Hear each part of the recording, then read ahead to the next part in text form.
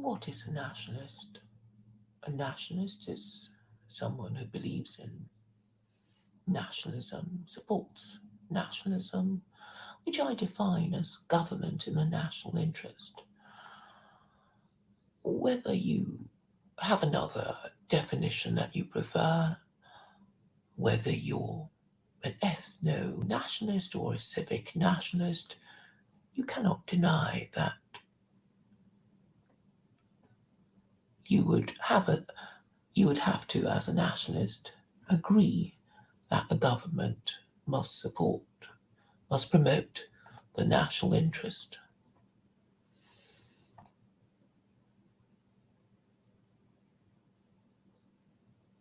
What is a national interest? At the very least, it means national independence, national sovereignty. And this means not wanting to be told by a supranational organisation what laws your country should have. How do you maintain your national independence? It's only possible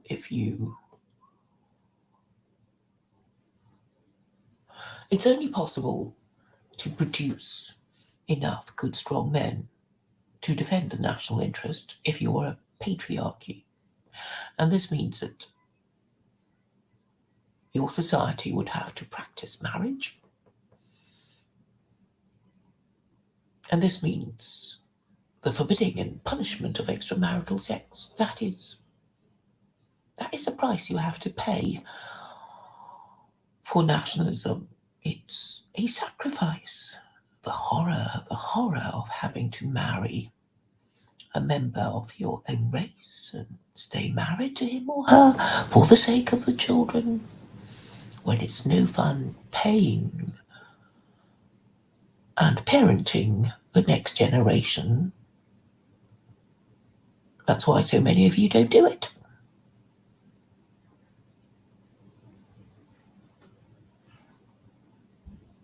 But if you're a nationalist, you would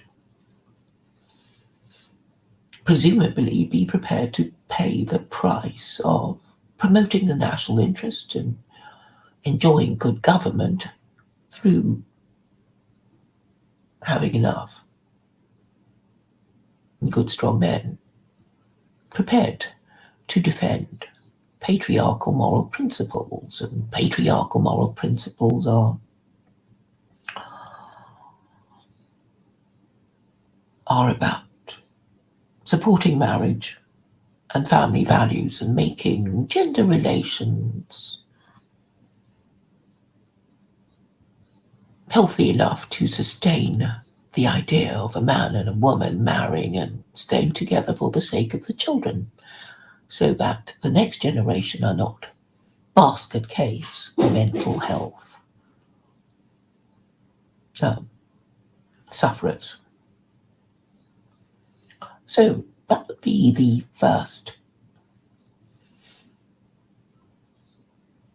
most basic requirement of the national interest, to be a patriarchy that practices marriage, and that means having a society where most parents are married parents.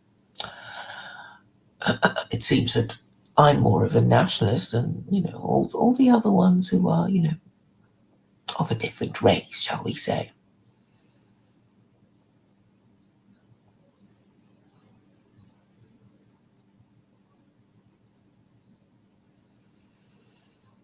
Hello, John Perk. I don't think I know you, but welcome.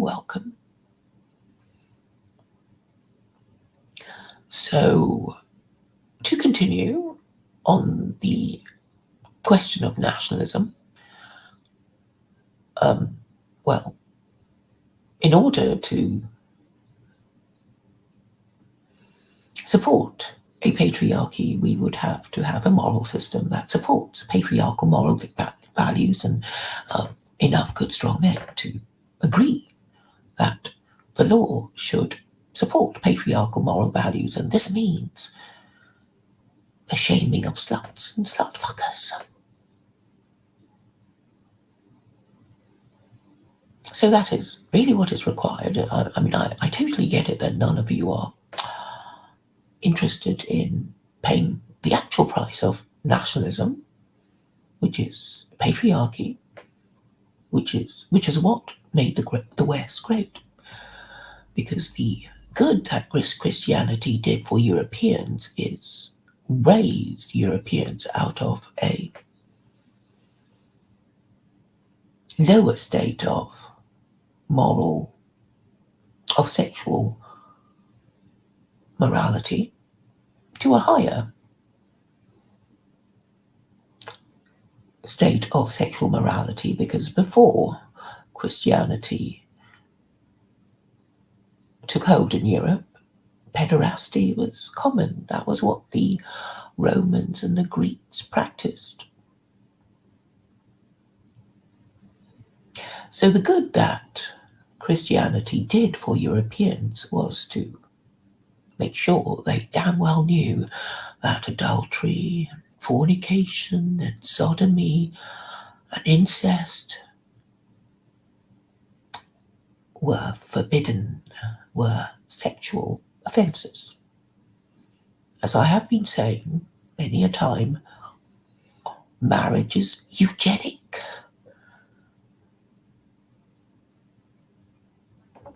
It is a eugenic practice.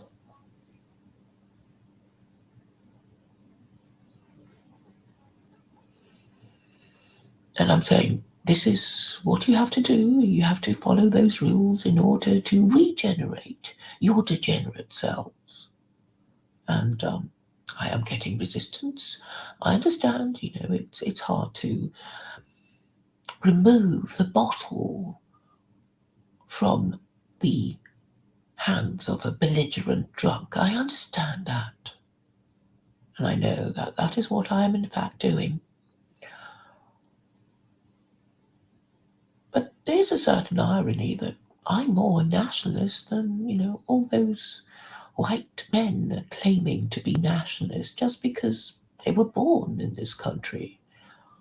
I wasn't born in this country, but I think I understand the principles of nationalism better than they, because I see that it is necessary to have a moral system that supports marriage and family values. And that is what I will continue to say is necessary for the West to return to good moral order. I think most people understand it because I've been saying it for so long. Got it asks, what's the difference between nationalism and religion according to you? Well, nationalism is a secular political ideology and religion is a moral system. But then secular political ideologies are also moral systems. So basically, you know what I mean by moral system, don't you? It means, a rule system which declares one set of, particular behaviours to be moral and other behaviours to be immoral. That's a moral system. So you can test them out. You can compare different moral systems by saying, well, how long has it been around, And then you can work out whether being around for longer makes you necessarily the best religion. And then you have to, isolate the factors that make a religion successful. And how do you measure that? So you could say Hinduism has been around for longest, but then India is a fallen civilization, a twice fallen civilization, because it was invaded by the Mughals, and the Mughals were Muslim, and then it was, taken over by Christians, who were the British.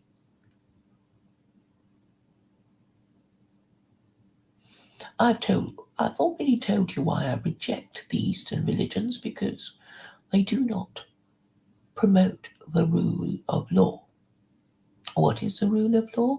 It is basically the idea that we should follow the rules because they are the rules. And this would keep people from giving, offering and accepting bribes. Because if you have a conscience and you think your conscience is known to an all-seeing God, an all-knowing God, then you would want to remain in his good books and you'll do the right thing and be truthful and follow the rules. That's basically what the rule of law is based on. The practical consequence of abiding by the rule of law is that you get a stable economy, you get your contracts enforced, and you have successful commercial enterprises, and you will grow in stature and wealth as a nation. That's how it's done.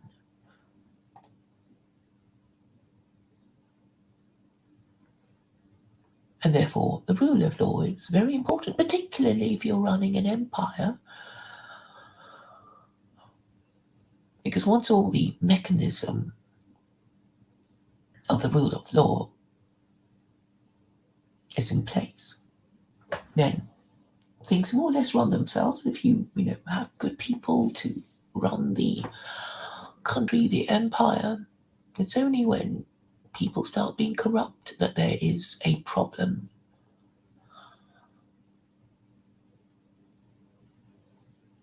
And I'm saying corruption is denying and ignoring truth, and lots of people I know do that, I'm afraid. They don't think it's a problem for them. They think it's their prerogative to have a different view while being unable to defend that view.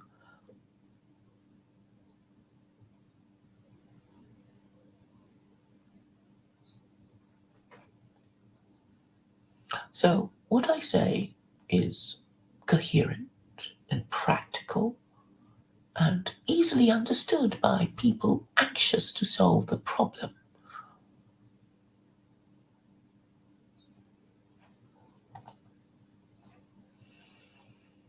Ron Fon says,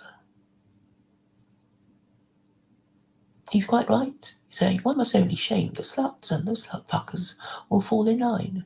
You always regulate on the side of the supply and the demand will be automatically in turn because of its dependence on the supply. Yes, so if you punish sluts, there will be fewer of them and the slut fuckers will have to, they would have to go to brothels, and if prostitutes get pregnant, they can be told, well, I never said I would pay for the kid. So that's why it was always women who paid the price for fornication in the olden days, because unless she was raped, she really didn't have an excuse.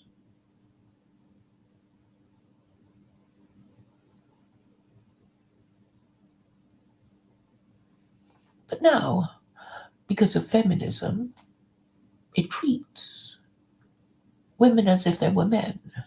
There are no consequences to men when they have extramarital sex. It's impossible for them to suffer from unwanted pregnancy. So the law treats women as if they didn't suffer from unwanted pregnancy and inflict the burden of their illegitimate offspring on society. They're pretending that doesn't matter or they don't care.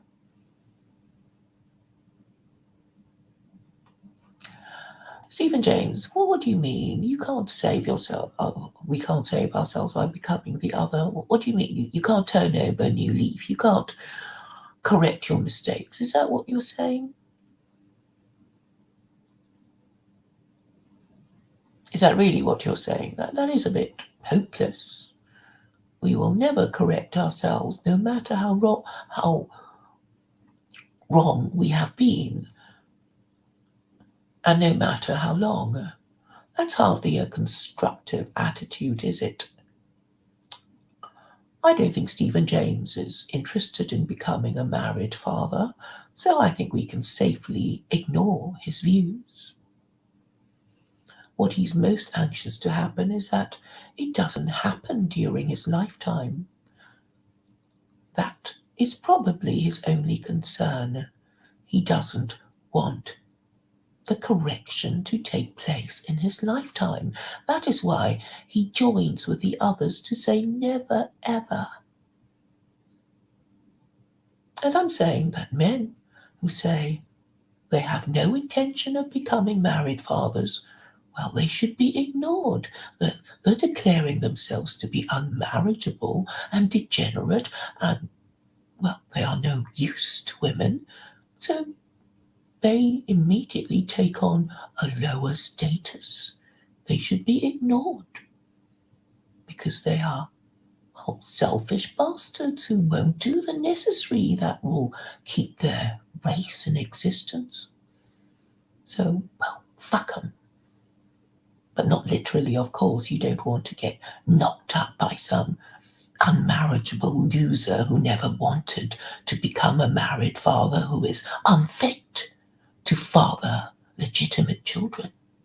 You would be a fool as a woman to get yourself knocked up by these confirmed bachelors who may have to scrabble around for their sexual gratification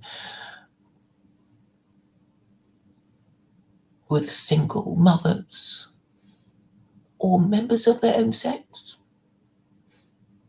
So, no need to consider their feelings. Only men who actually say they want to be married fathers should have their opinions consulted about anything.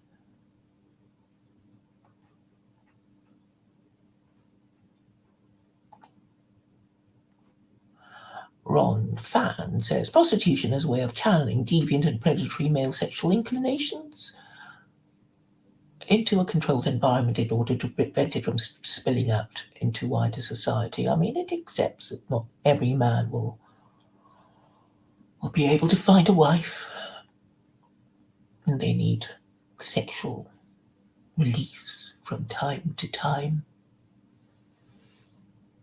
But the cheapest sex is gay sex, eh, Stephen James? Gay sex. It's free. Women, even prostitutes, expect some sort of payment. But gay men, they do it for free with each other. And that's how Stephen James likes it. He's not going to marry a woman of his own race. God forbid.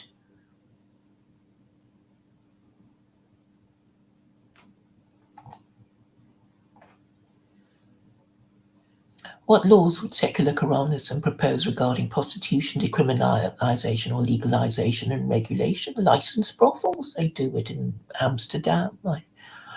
I like the old style one. The last time I was in Amsterdam, it was a bit crowded. I mean, all the girl got was a sort of standing room, and I thought it's a bit not very nice. I like the old days when you could actually see, a woman sitting in a chair reading her book when business was slow, and I thought that was great. That was so cool.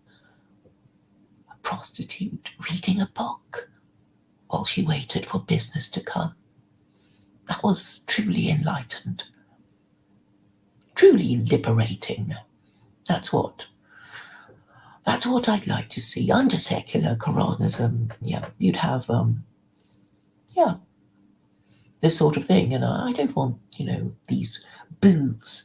The booths I saw was just terrible. They're kind of like sentry boxes in, in Buckingham Palace.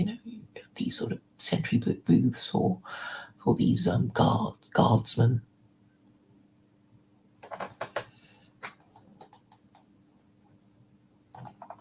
So Stephen James informs us he has a growing gay club. It's because of his milky white skin and his lovely legs that he likes to show off at every opportunity. In fact, I've never seen him ever wear trousers. So, nice legs. Do you know about the face? John Perk says, no civilization will survive modernity. When you say modernity, I think you mean feminism. That's what you mean. So, modernism is feminism, and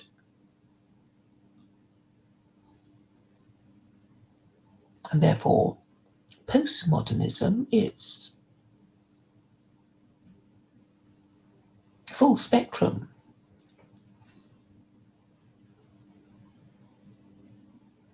Global control of feminism. That's how I put it.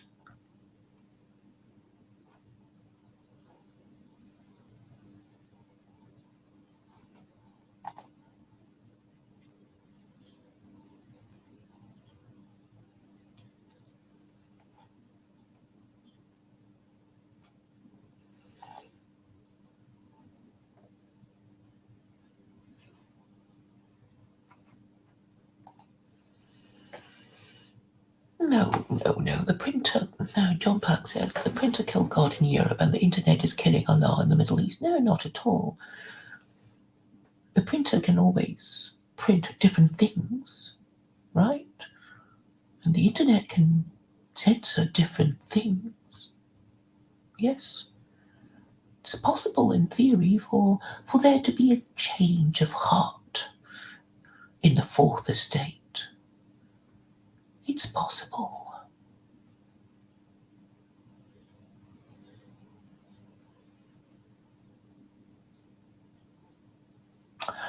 Ron Fan asks, Amsterdam is a monstrosity. The red light districts have been built as part of a... Well, where are you going to put brothels if not in red light districts? Should it not be limited to the private sphere, i.e. to decriminalise escorting? Well, actually, prostitution is not illegal. It's just brothel keeping that is illegal in the UK. So the rules are basically hypocritical and do not provide a safe environment for the prostitute to work in. So it's not illegal for prostitutes to do home visits, right? But then she would be putting herself in danger.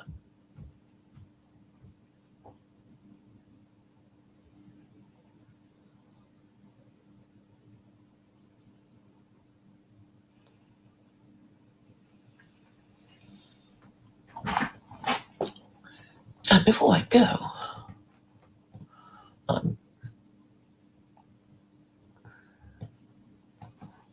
I have a number of questions that I want to ask people who object to my solution.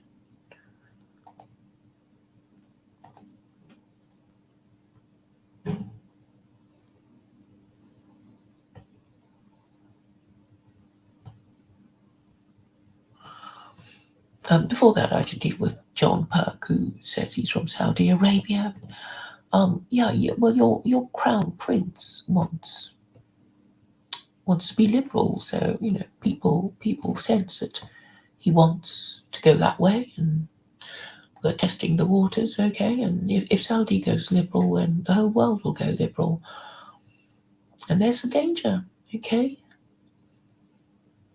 But I'm saying all these positions can be easily reversed. You will be aware of the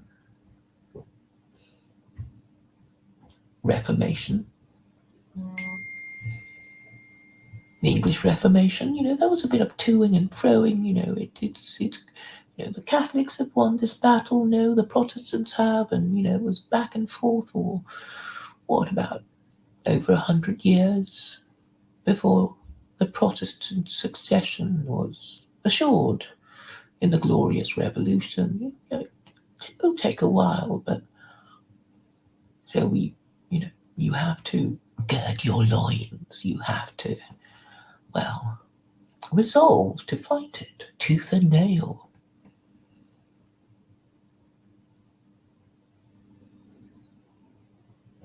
But I'm saying all it takes is a change of mind from on top, from on high.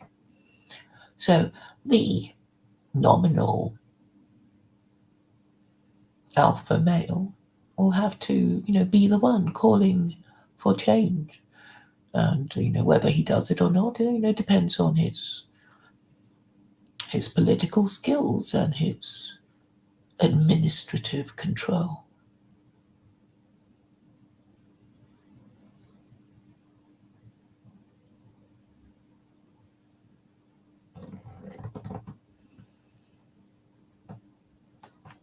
I don't know what you're saying.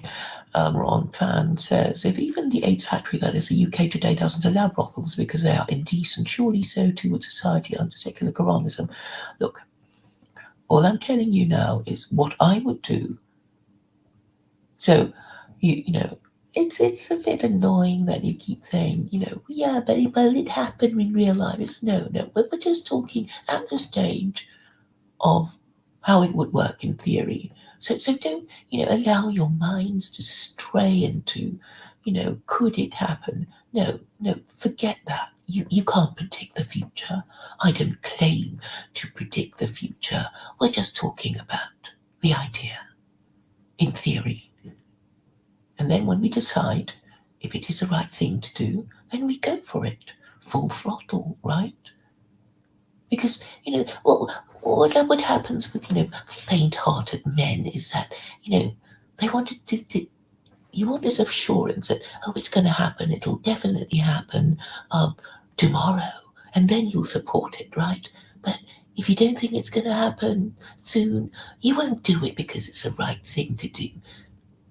You'll just fuck around like women, faffing, dithering, because you prefer safety. You don't want to stand out. You don't want to reveal your identity. You don't want to talk to anybody about it because you're too scared.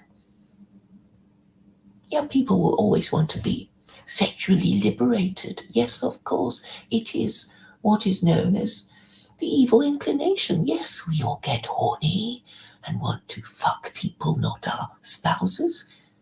I'm sure Arabs are just the same, okay?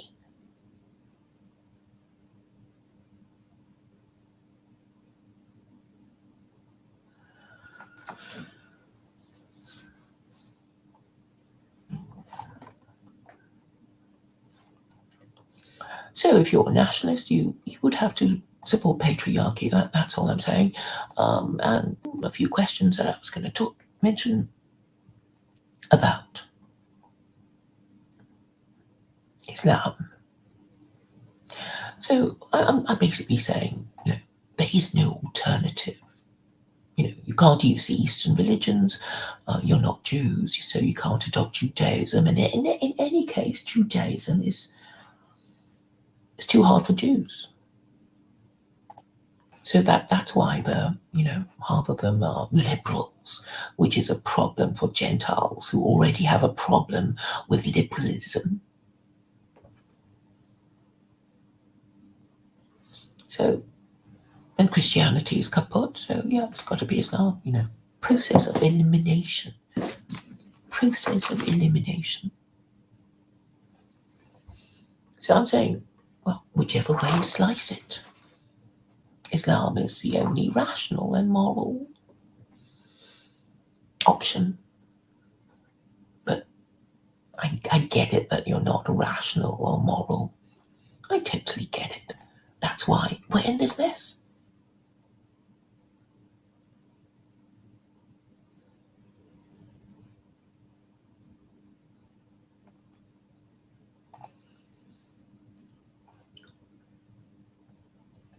So the question I asked this Islamophobe is, what would be the problem with Islam if it is indeed the best religion which has the best available guide to humanity? What else is better than the Quran if you don't think Islam is the best available guide to humanity? If you refuse to read it, to tell me which verse you most object to, aren't you being unreasonable to the extent of being phobic? In a discussion, doesn't the person who is being obviously irrational lose the argument? How can you prove Islam is the worst religion? Is it enough to say it is the worst religion just because you hate it? If Islam is the worst religion, then what is the best religion? Can the best religion be Christianity if it has already failed? What is the nature and purpose of religion? Isn't the purpose of religion to keep a group in existence and apart from others? Isn't Judaism the best exemplar of religion if it has indeed the purpose of keeping a group in existence and apart from others, since Jews are the world's most ancient and powerful race? Tribe.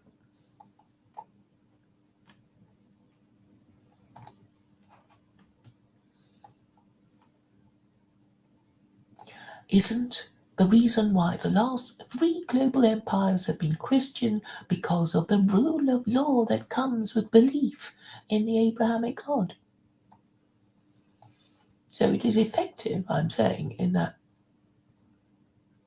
you have a moral system that has control over public morality, which is enforced by law, and also control of private morality, where it operates through conscience. So can you people in the chat remember what I mean by the rule of law? Can you?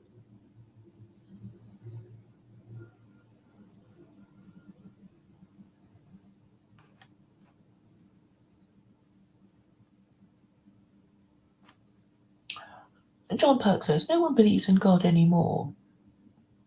I don't think you have to believe in God to see the benefits of theocracy. And I'm saying that once the laws of God are in place, belief will follow. So there's no requirement for everyone to believe in God at all, because chapter 2 verse 256 of the Quran already guarantees freedom of belief, and you can see how it operates through the American Republic. Know what, Stephen?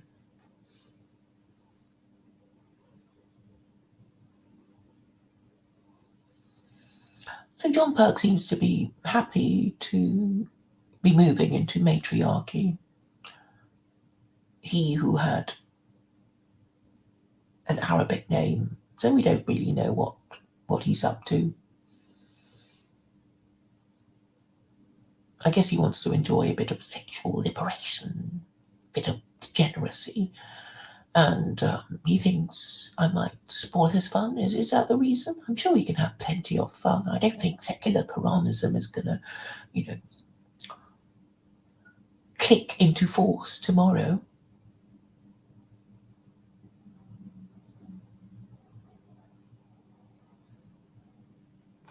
I don't know why Domingo thinks I'm atheist. I mean, I've said I'm agnostic, but I guess he thinks he can lower me in status by calling me atheist. I guess that's his purpose.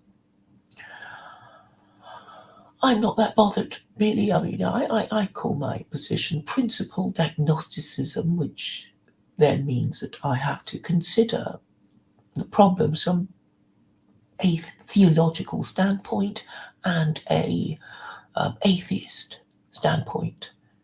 So that's a purpose of my positioning.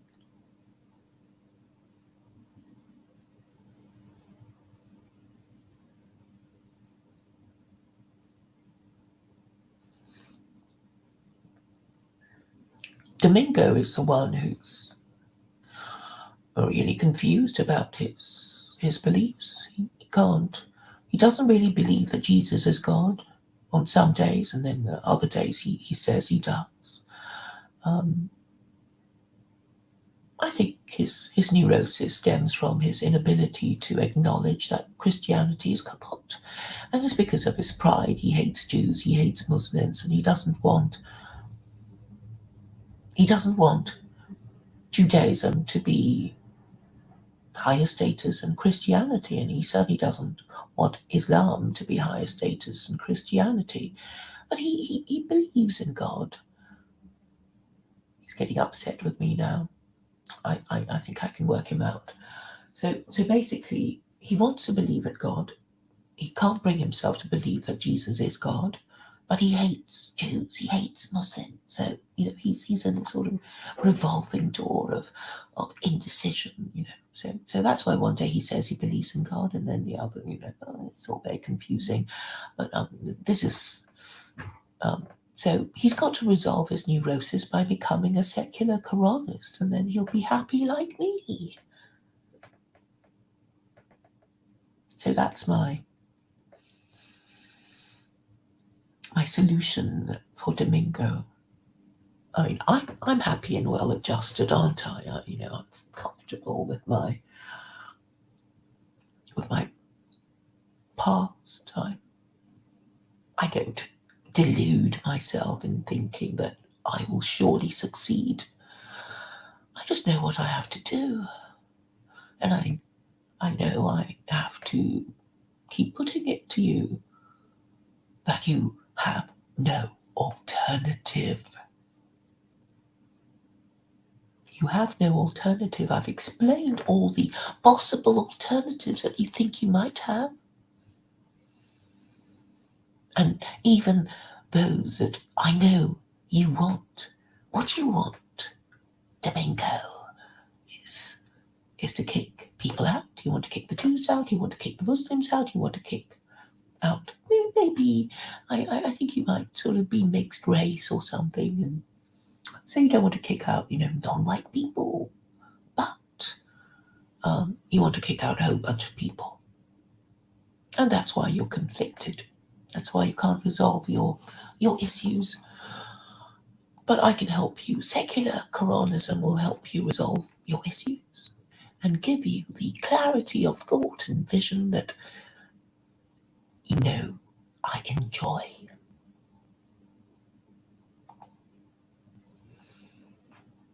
And perhaps one day soon there will be a reward in being a secular Koranist. Just imagine if you were paid to correctly answer questions on secular Koranism. Let's say $1,000 every time you get the answer right. Every time you give a correct answer, I give you £1,000. You'd get it right, wouldn't you? Yeah, you'll get it right, because you're cattle. You'll be bribable, very easily bribable. You'd support me in a second if you knew it would result in reward and not punishment.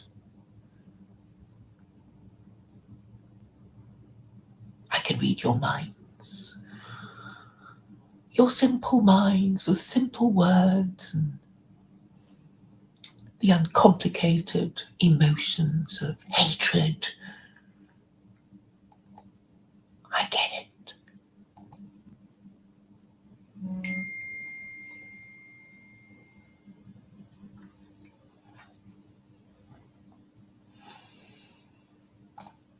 So how much of a nationalist are you all? I'm saying I'm more of a nationalist than you all, because I've basically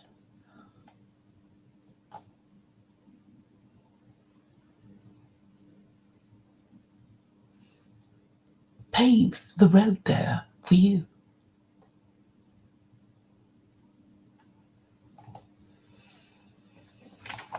Why are you calling me a racial supremacist, eh? Self-hating Jew? I'm the opposite of that. I mean, I know my answers. My solution, my proposal is racially neutral. Well, it would tend to improve your raise the quality of your national gene pool. That's what it do.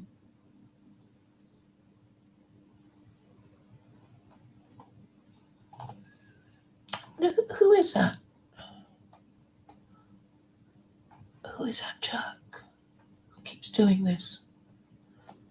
You know, so many people suffering from mental health issues. You know it's going to get worse if it's not sorted. You know, people will just get crazier and stupider and do more. I have banned him. Well, I've hidden him, but he keeps creating new accounts, and I don't know why. You don't just hide him. I see that Defeat timed him out.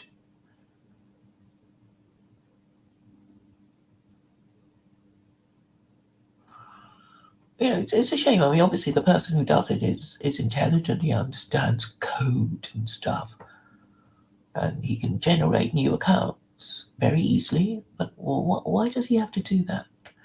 You know, because I guess he's fucked in the head. You know, he could have a conversation, but he wants to do this sort of thing because it's all ego, isn't it? It's like, it's like dogs pissing on the pavement against lampposts. As long as they leave a mark, they're happy, And this is what Jim Cornette does.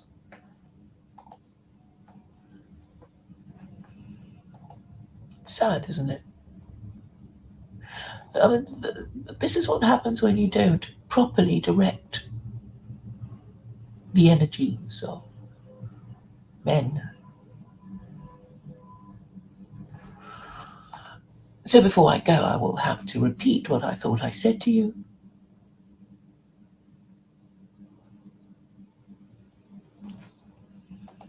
Okay, more comments from John Perk. Nationalism is dead since World War II. I believe rich people will live in a spaceship and the rest of us will live in communities of like-minded people and passports and borders wed. Right, let's say science fiction-y.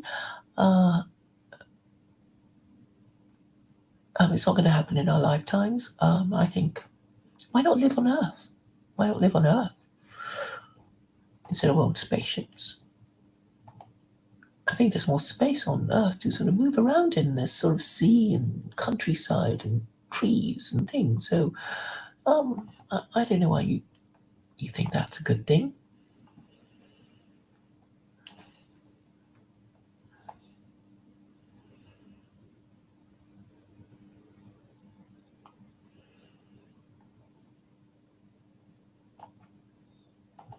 Yeah, it's Anton, and he's a bitter, angry boy.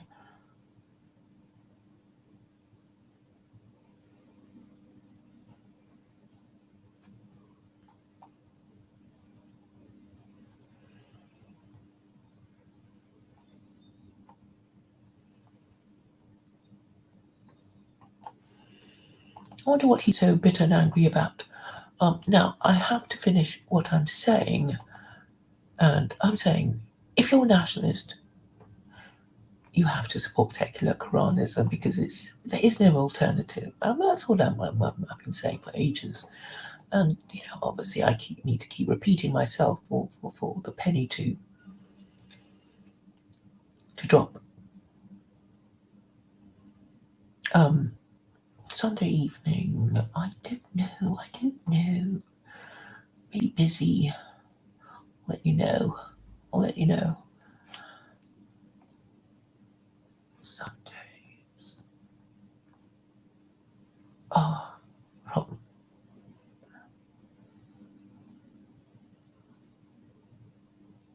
Maybe. I don't know.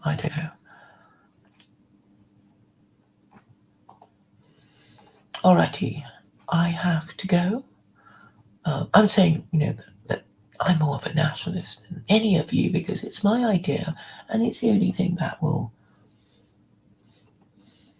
give you government in the national interest. Not your fantasies of pogroming Jews and Muslims and stuff. You